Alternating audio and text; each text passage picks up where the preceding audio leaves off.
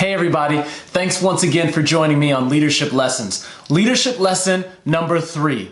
As a leader, you have to help others discover the potential inside of themselves. One of my favorite things to do is help others see something inside themselves that they didn't see before. One man says that potential is hidden ability. As leaders, the way we can measure our leadership ability is how well we bring potential or hidden abilities out of those who are around us. The number one job of a leader is to develop the people around them. I believe that this was Jesus's mission as a leader, that he knew he had to develop the 12 apostles around him, because he knew that the church not only had to be birthed, but had to thrive and had to continue to grow. And so he poured into his team. The measure of his leadership ability was the fact that he left and went to the cross, because he knew that he had fully empowered those around him to continue to do the works of the ministry.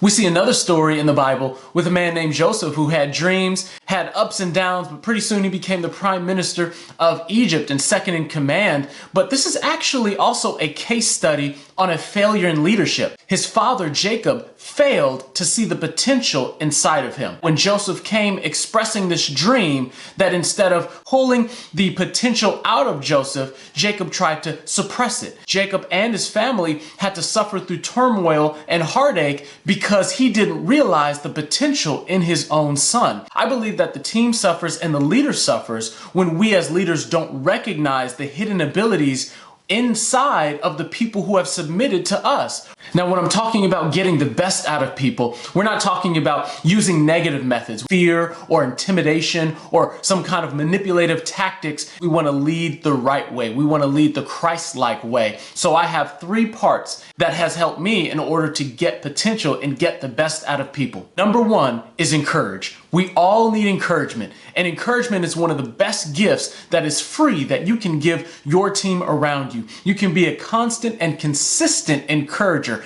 encouraging them in what they feel like that they can't do on their own. They can't see what you can see because you've been gifted as a leader, so you have insight to be able to see what God has placed inside of there. So first, they need encouragement. Number 2, you want to equip them with the tools necessary to be able to do that thing. Equipping may mean extra training, one-on-one sessions with them, giving them access to information and knowledge. I can't count the number of books that I've bought and sent to people because I saw something inside of them and I encouraged them, but I knew that they need a little bit more information. They needed a little bit more knowledge, a little bit more training and insight to be able to feel equipped to do whatever God is calling them to do. The third thing you have to do is you have to empower them. That you can have the greatest gifts serving you on the planet, people with amazing skills and talents, but if you never empower them to be able to use those gifts will lie dormant inside of them and you won't see the results of them and you won't be able to see the benefit either. So you have to empower them, putting them in charge of a task or giving them additional authority or responsibility. They might at first be a little intimidated, might be a little scared and say, well, hold on, I can't do this. But you know that as a leader, you've invested in them because good leaders raise other leaders. So my leadership lesson number 3,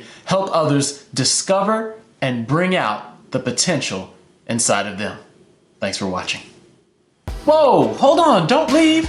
Not without subscribing and turning on your notifications below to make sure that you never ever miss out on a video, because there's more leadership lessons to come.